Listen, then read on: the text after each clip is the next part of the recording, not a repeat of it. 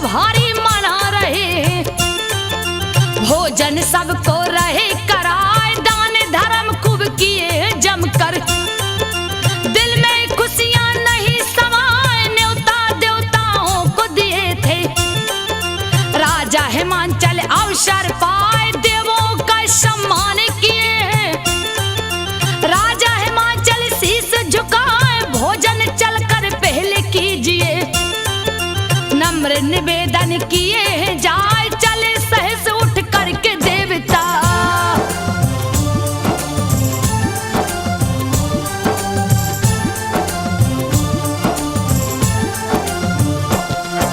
चले सहस उठ करके देवता, करने को भोजन मुस्काए, करके भोजन तृप्त हुए जब, कहने लगे बात समझाए, सुनिए राजन बात हमारी, जरा गौर से ध्यान लगाए, सती हो गई उमा भवानी, तुमसे कथा छुपी है नाय, पुत्री रूप में आपके घर में, जन्म सती लेगी सुख पाए, मैना बनेगी उमा की माता, कहते देवता है समझाए, सुन देवों की बात हिमाचल।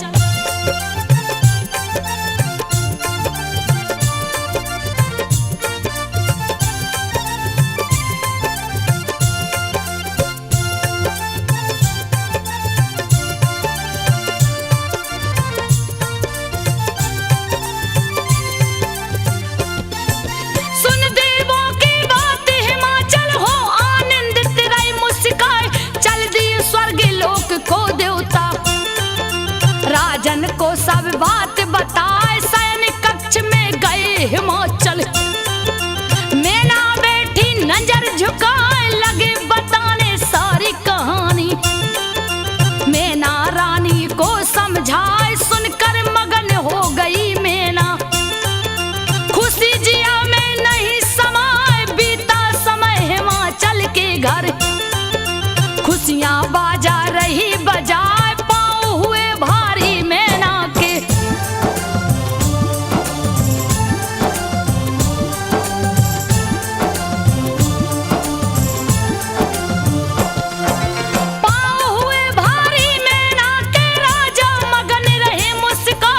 बीता है 9 मास महल में, मैना बनी है माता आए, महल में गूंजी है किलकारी, मैना मगन बेटी जन्माए, खुश है पर्वत राज हिमाचल, दासी रही समाचार सुनाए, दिए उतार कर हारे गले का, नेंग पर दासी रही हर साए, ढोल नगाड़े तासे बजते, मधुर मधुर संगीत सुनाए, मैना की सब सखियां जुट गईं,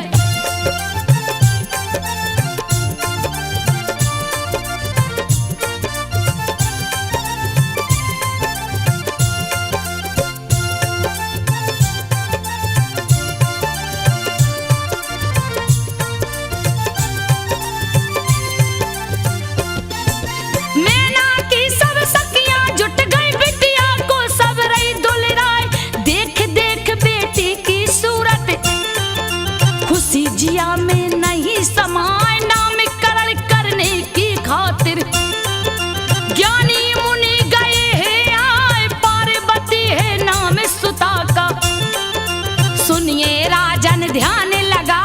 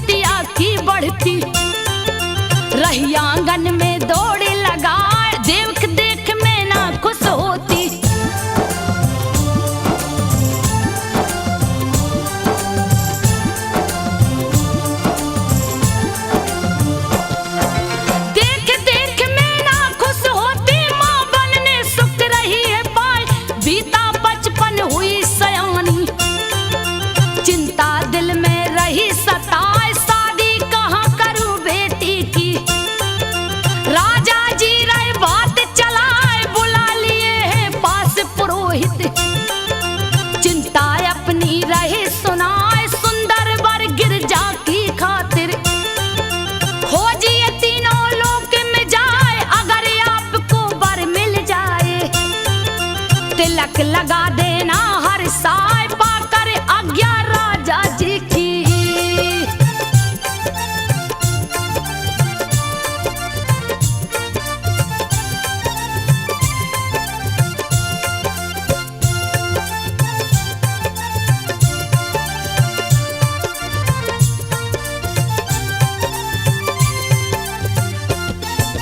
पाकर आज्ञा राजा जी की चले पुरोहित जी मुस्कान, पहले गए स्वर्ग लोक में।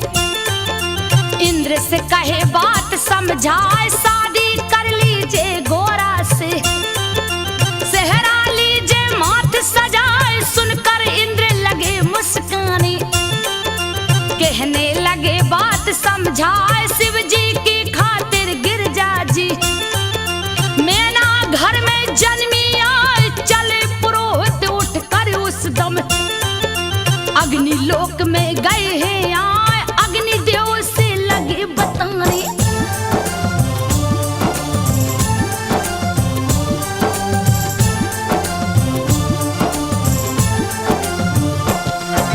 अग्नि देव से लगे बताने, आने का कारण समझाए। अग्नि देव शिव शंकर जी को गिरजा का बर रहे बताए। गए जहां भी राज पुरोहित, सभी रहे वही बात बताए। थक कर वापस महल में आए, सारी बात कहे समझाए। सोच में पड़ गए राजा हिमांचल, सब है विधि का लेख जनाए। लिख जो किस्मत में बिटिया के, विधि का लेख टरेगा ना। पार्वती को बुला लिए,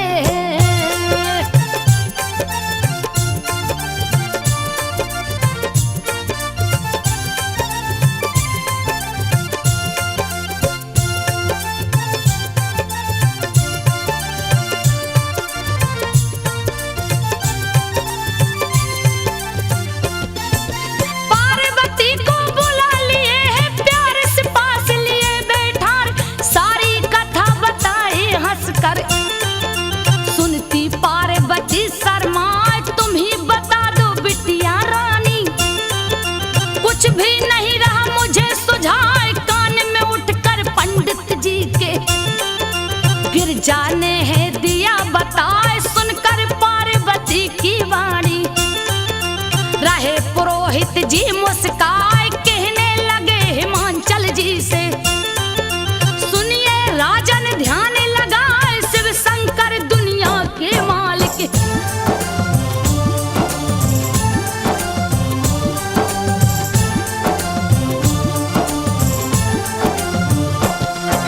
शिव शंकर दुनिया के मालिक। बर गिरजा के रहे जनाए, इच्छा है यही पार्वती की, यही नाम वो रही बताए। राजी हो गए राजा हिमांचल, कहने लगे बात समझाए। सुनिए पुरोहित जी अब जाकर, शिव को दीजिए तिलक लगाए। चले पुरोहित साथ में नाई, कैलाश पर्वत गए हैं आए। बैठे थे जहां ओ घड़दानी, पी रहे गांजा धुआं उड़ाए। सगरी बदन में भस्म लगी है,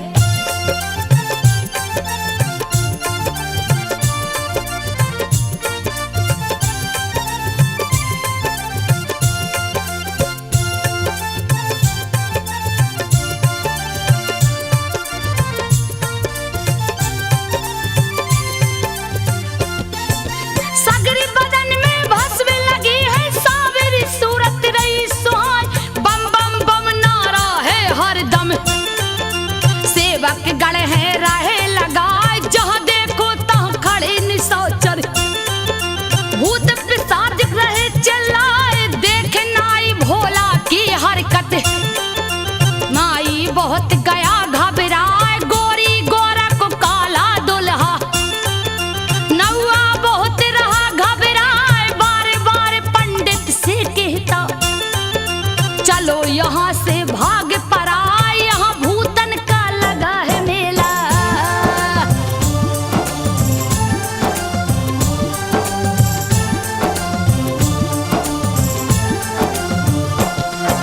यहाँ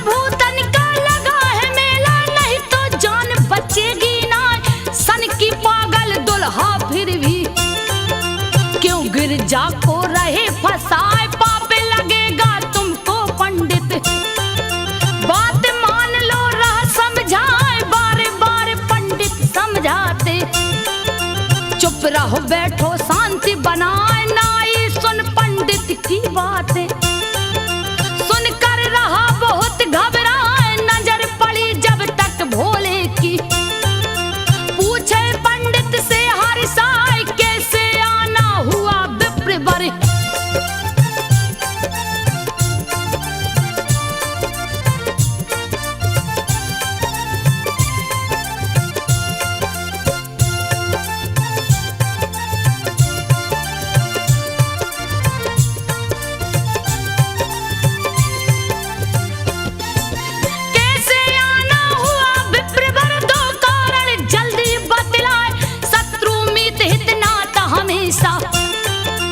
बराबरी का ठीक जनाए, कहा गिरजा महलों की रानी, मैं कंगाल सुनो ध्यान लगाए, महलों का सुख यहाँ गिरजा को, भला कहाँ से दूंगा लाए, पति बनाकर मुझको गोरा, कोई सुख पाएगी ना, भांग पड़ेगा यहाँ पीसना, भोला बात रही समझाए, चले जाइए पंडित बाबा।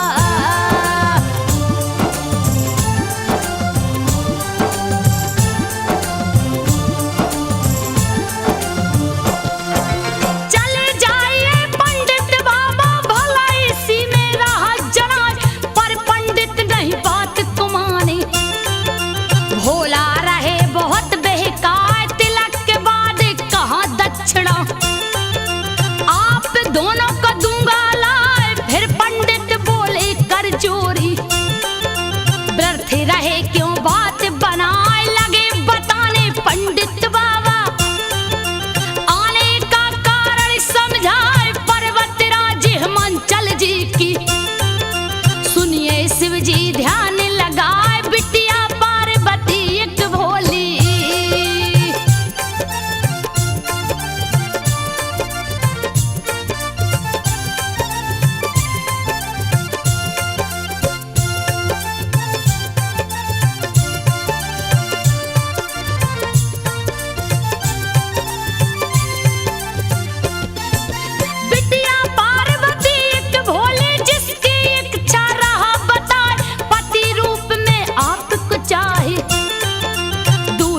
कोई नहीं सुझाए, करने तिलक आपका स्वामी, आए हैं हम आज्ञा पाए, सुनकर सारी बात महादेव, पंडित से कहते समझाए, बड़े हिमांचल जी राजा है, भारी महल में रहा सुहाए, वो धनवान में निर्धन योगी, रिश्ता हमारा जमे गनाए, वेद पुराण बताते मुनिवर।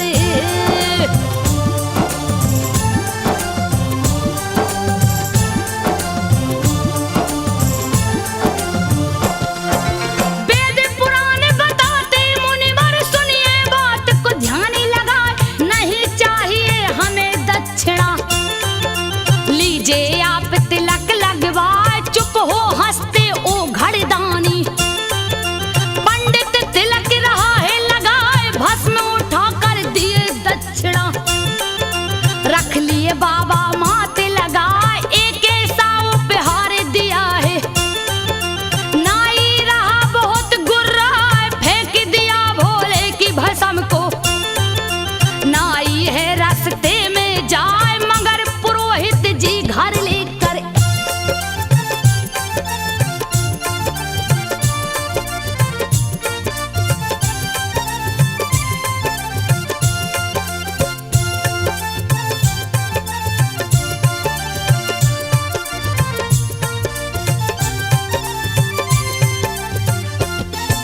मगर पुरोहित जी घर लेकर राख गए हैं अपने आए, भर गया है घर हीरा मोती से, नौआ देख रहा घबराए, कहाँ से मुद्रा इतनी पा गए, लगा पूछने अर्ज लगाए, बता दिया सब पंडित जी ने, सुनकर नाई रह गुर्राए, हुआ इसमें भी मेरा हिस्सा, झगड़ा करने लगा ऋषियाए, बात गई राजा के पास है, गए हिमांचल सुन घबराए, एक ऐसा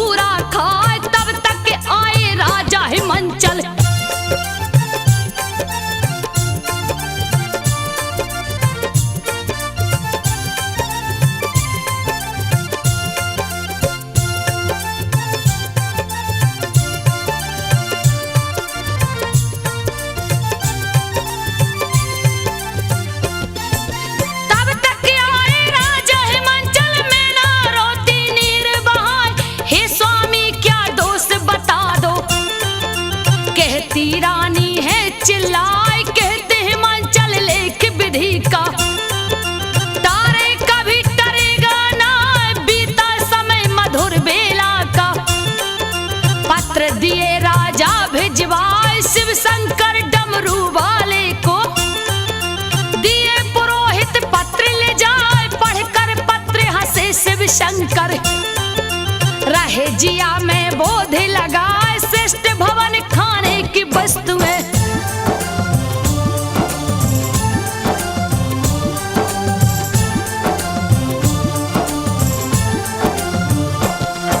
श्रेष्ठ भवन खाने की वस्तुएं सब सुविधाएं लिए जताए बस बाराते आने हैं बाकी। पढ़ते शिव जी ध्यान लगाए है बड़ा गर्व हिमाचल जी को। चल कर लूं जरा थाहे लगाए कितना राशन भरा महल में। सोच रहे भोला मुस्काए बूढ़ा बनकर बूढ़े बेल पे। गए हिमाचल नगर में आए दो शिष्यों को साथ लिए हैं। डमरू सिंगी धरे बजा रुक गए जाकर एक बगिया में।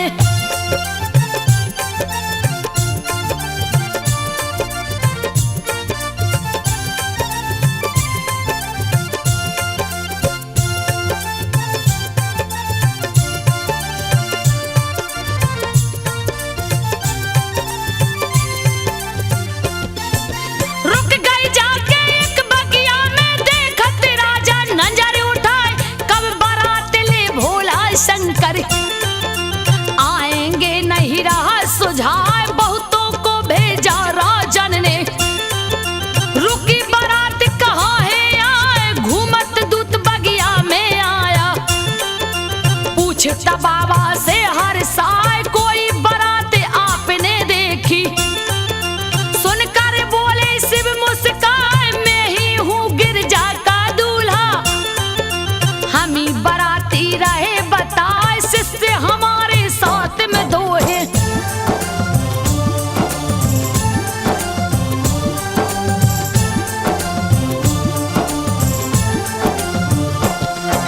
शिष्य हमारे साथ में दो है और कोई यहाँ आया है ना। गिरजा की सखियां बगिया में घूमत घूमत गई है आए पूछने लगी है जोगी बाबा।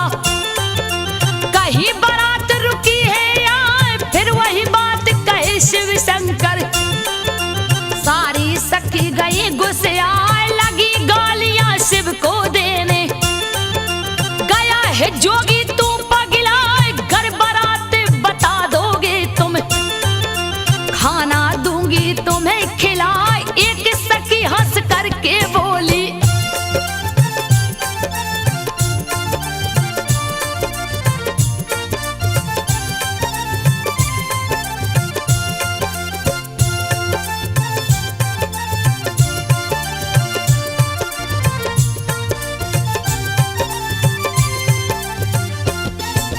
एक सखी हंस करके बोली रहे मगन भोला मुस्कान मैं ही हूँ गिरजा का दूल्हा। जाकर उनको देव बताए जिसे पुरोहित तिलक लगाया। वही बूढ़ा मैं गया हुआ जाकर कह देना गिरजा से। साफ साफ तुम बात चिताए लगी पीटने भोला जी को। सब सखियां है जोर लगा लगी खींचने पैर पकड़ कर। शिव जी को सब रही सताए डंडा ले कोई बेल को मारे।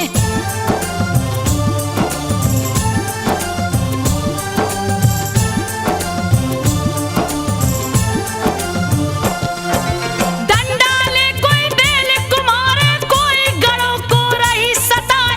रोते भागे शिष्य भोला के। फिर बोले शिव जी मुस्काए सुनो है गिरजा की सखियों तुम। मजा आ रहा हमको आज लात घूस ससुराल के प्यारे। कहने लगे भोला हर साल जितना चाहो हमें सता लो। बुरा तनिक मानूंगा ना आगे वापस शिष्य फिर दोनों। नंदी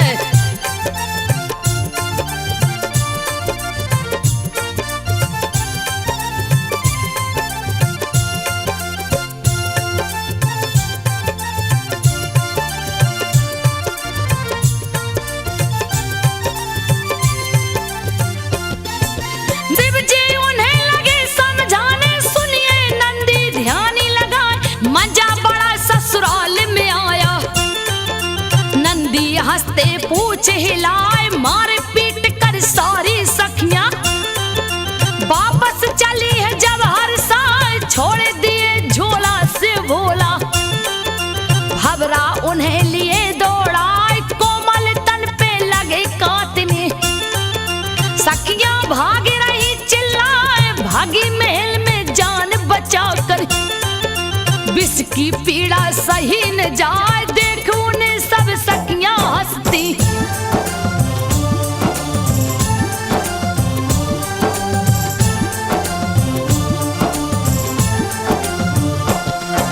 देख उन्हें सब सखियां हंसती, पार्वती भी रही मुस्कान। सारा हाल सुनी जब गिरजा, हंसती मुंह पे हाथ लगाए है अड़भंगी शिव शंकर जी। उनकी लीला कहीं न जाए, फिर गिरजा ने छुप कर उनको पीड़ा सारी दिया भगाए। लौट के दूत आए बेचारे, राजा से कहते समझाए, कहीं बारात दिखी नहीं राजन। तब तक सखी गई कि आए सारी कहानी शिव शंभू की।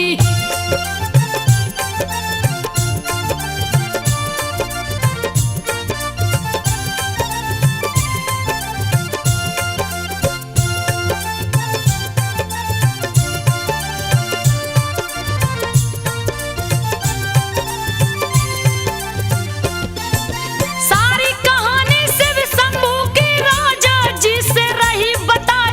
बगिया में एक बूढ़ा जोगी, दो शिष्यों को संग बैठाए, अपने को गिरजा का दूल्हा। हंस हंस करके रहो बताए, सोच गए तब राजा हिमांचल। शिव शंकर है वही बुझाए, बड़े गुड़ी और बड़े सामने। पंडित जी थे रहे बताए, फिर क्यों ऐसा रूप भयानक। शिव जी बना गए हैं आए, किया पुरोहित ने है धोखा।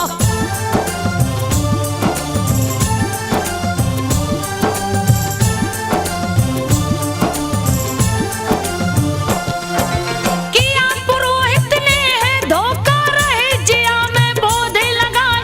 पहले घर मालूम जो होता, ऐसी गलती करता ना। संग भिखारी के अपनी बिटिया, ब्याह के अनुमति देता ना।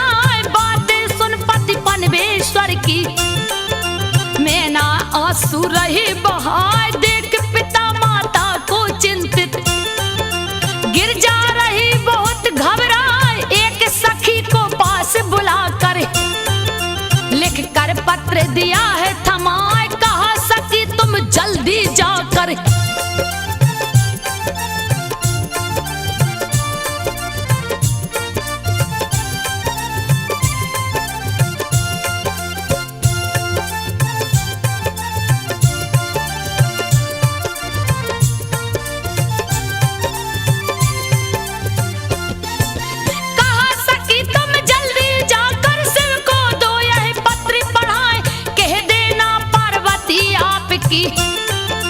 आपको दी है पत्र लिखा है शिव शंकर ओ घड़ीदानी। पढ़े उत्तर दीजिए हर साय, पढ़ने लगे हैं पत्र शिव शंभू। पढ़ कर रहे मगन मुस्काए, है देवों के देव महादेव। विनती करूं मैं शीश झुकाए, सब नहीं आपको जान सकेंगे। दीजिए मुझ पे कृपा बरसाए, कामदेव से भी सुंदर तन।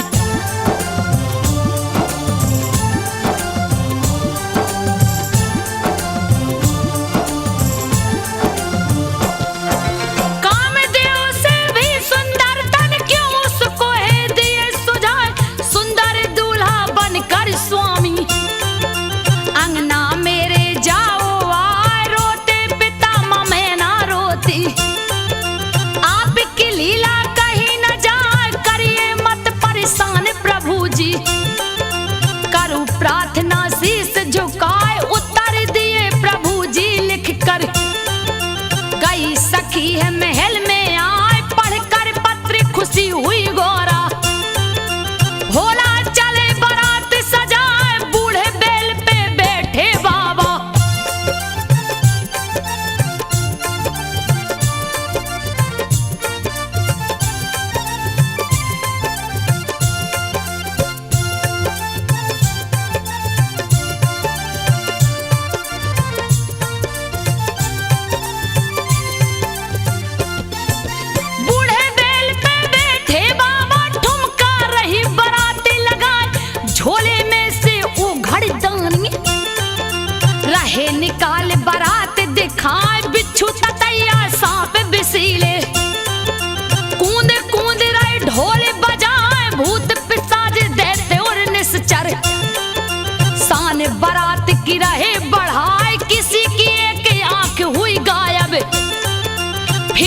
ठुमका रहे लगाए, किसी की बिल्कुल मुंडी गायब। फिर भी राह खूब दौड़े लगाए, देख बारात प्रजा डर करके।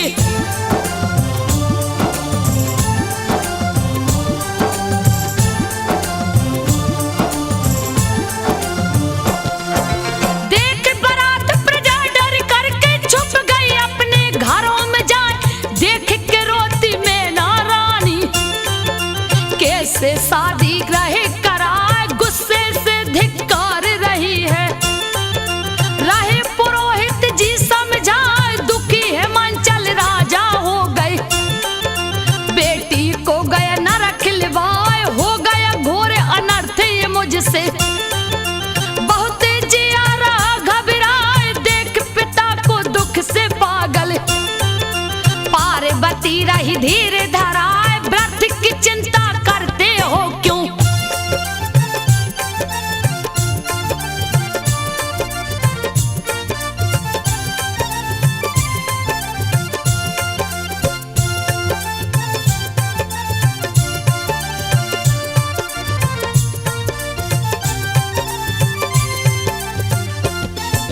व्रत की चिंता करते हो क्यों, शिव जी लीला रही दिखाए, नहीं लगेगा पाप आपको। व्यर्थ रहे हो क्यों घबराए, राजा जी के संग संबंधी उनके निकट गए हैं आए, कहने लगे हैं भ्राता पहले। योगी राज को लो आजमाए, कर लो परीक्षा पहले चलकर, नहीं तो भारी धोखा हो जाए। अगर बुराई नहीं कुछ उसमें, कर दो शादी तुम हर साल, चले परीक्षा शिव की लेने।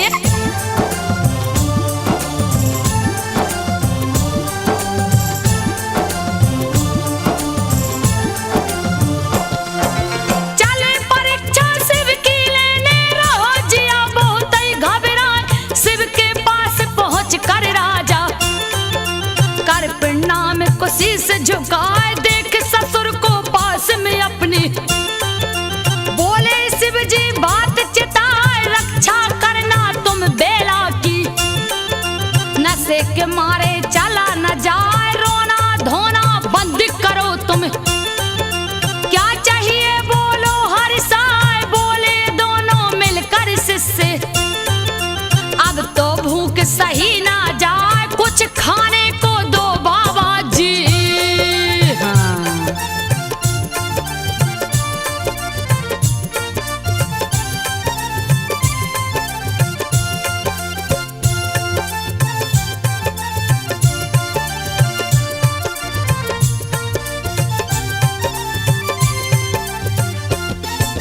कुछ खाने को दो बाबा जी, नहीं तो प्राण बचेंगे ना। लगे समझाने उनको शंभू, थोड़ी देर लो भूख दबाए, उसके बाद राजा जी तुमको बढ़ियन भोजन देंगे लाए। तृप्त हो जाना खाकर प्यारो, व्रत परेशान करो तुम ना, फिर भी रोता शिष्य दुलारे। गुरुवर भूख सही ना जाए, धीर धरो जब ब्याह हमारा। गिरजा से होगा हर साल, धीर धरो जब ब्याह हमारा।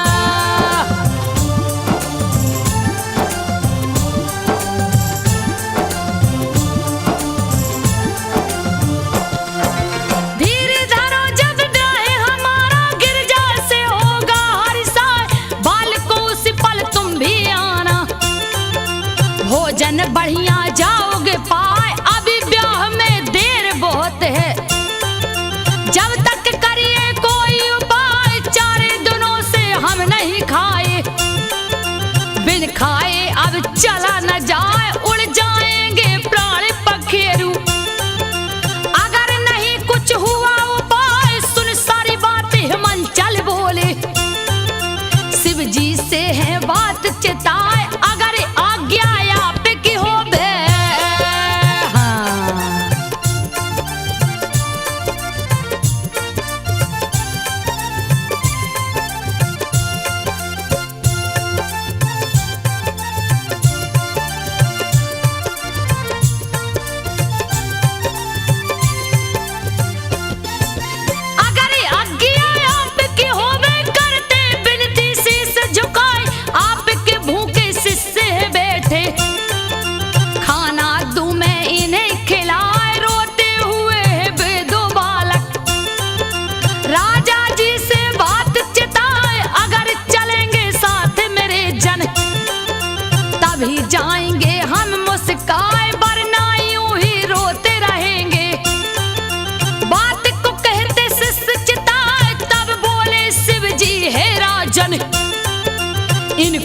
भोजन दो करवाए, बढ़िया खाना पानी देना।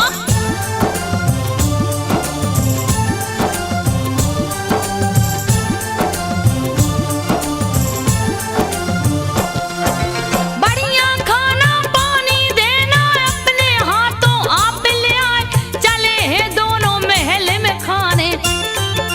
राजा जी को साथ लेवाए, खाना खाने बैठे दोनों। खाना आया थार सजाए, एक ही बार में सारा खाना। खा गए दोनों जी ललचाए, और मंगाई राजा खाना। कहते दोनों बात चिताए, फिर खाना आया दोनों को। दोनों खा गए तुरंत उठाए, और मंगाओ भोजन राजा।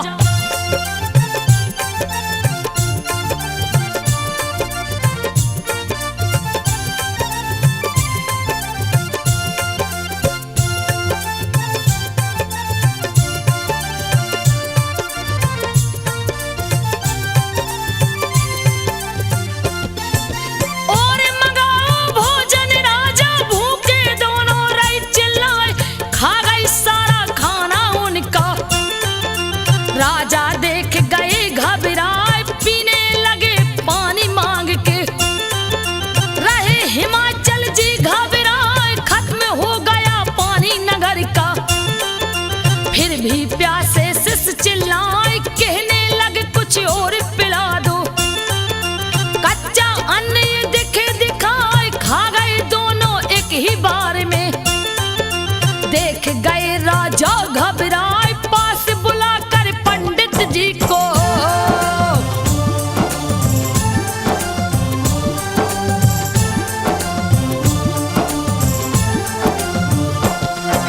पास बुलाकर पंडित जी को लगे पूछने, हे मुनिराय सत्य बता दीजिए तुम मुझको। कहने लगे अचरज समझाए, कौन है ये सन्यासी बोलो। मुझे रहा नहीं कुछ सुझाए, तब बोले हैं पंडित बाबा। शिव जी शम गए हैं आए, आपकी पुत्री जगदम्बा है। धन्य है आप इसे जन्माए, फिर भी नहीं संतुष्ट हुए हैं। पूछने लगे उमा से जाए, बेटी मुझको सत्य बताओ।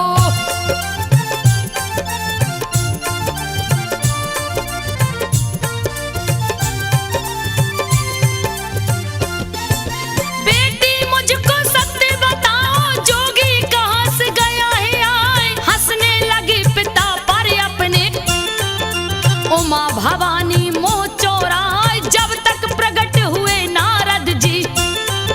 सुंदर बीड़ा रही बजाए, कि अपना में हिमाचल जी ने। मुनिवर को है शीस झुकाए, हंस कर लगे बताने नारद। सुनिए राजन ध्यान लगाए, यही है तीनों लोक के स्वामी। सारी बात कहे समझाए, पति पत्नी तुम धन्य हो दोनों।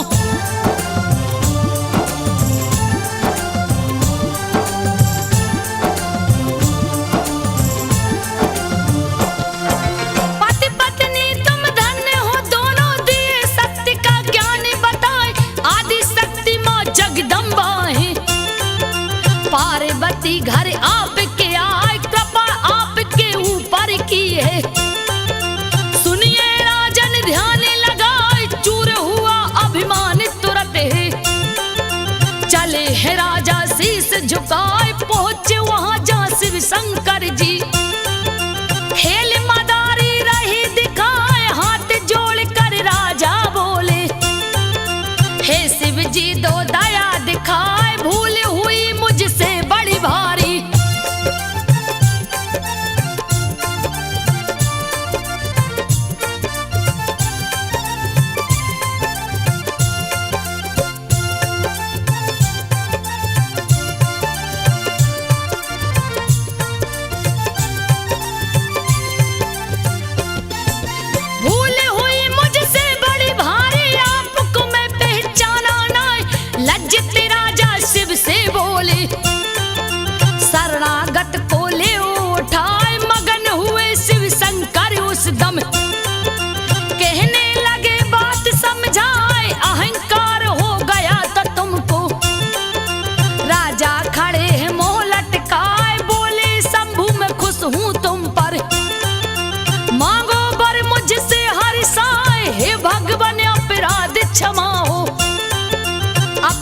भक्त लो हमें बनाए, अब नहीं गलती मुझसे होगी।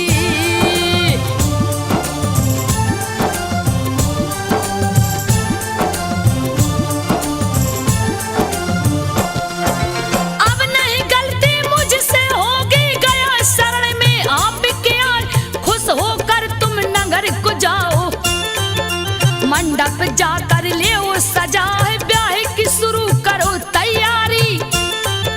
ले बारात में रहा हुआ, चल दिए राजा नगर को अपने, देखे भारी अचरज खाए, खाना पानी सबका जस तस, अपने जगह पे रहा सुहाए, चले बारात की अगवानी में, पत्नी सहत रहे मुस्काए, इधर बजा कर डमरू भोला।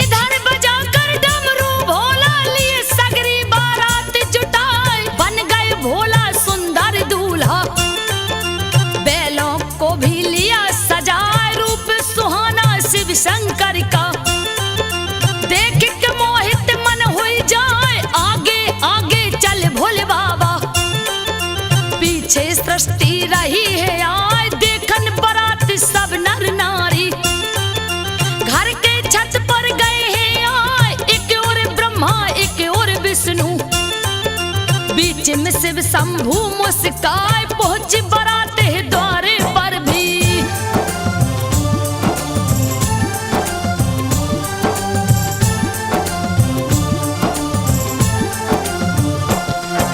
पहुंची द्वारे पर बारात भी, मंगल ध्वनि खूब सुहाए, नारे नवेली संग सहेली, दूल्हा देख रही हर साथ, तीनों लोकों में इतना सुंदर, दूल्हा कोई का होगा ना, परिछन लगी है मैना रानी, खुशी जिया में नहीं समाए, शुभ मुहूर्त तब ब्याह कले कर, गए पुरोहित जी है आए, शिव जी महल के भीतर पहुंचे, ब्रह्मा मंत्र रहे गाय, सज कर आई पार्वती जी।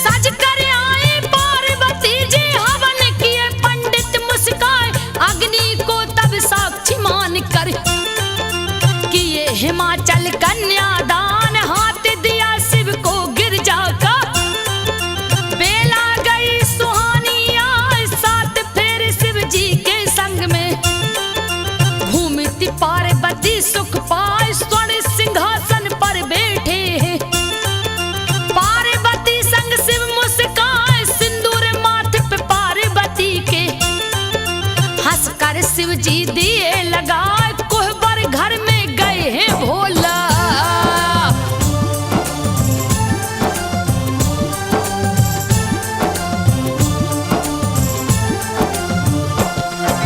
कोहबर घर में गए हैं भोला, रीति निभा कर गए हैं आप, दूसरे दिन बारात रुकी है, सभी रहे आनंद उठाए, सेवा खूब हिमाचल कर रही, रिश्तेदारों का हर साल, तीसरे दिन भी हुई विदाई, गई बारात कैलाश में आए, किस्म किस्म के उत्सव होते, देवता ठुमका रही लगा, चारों ओर आनंद हो गया, कीर्ति शिव की रही है गाय, पीता में लिखता शिव को मना करे, पीता में लिखता शिव को मना करे, श्री चरणों में शीश झुकाए, संजो आल्हा रही सुनाए, भक्त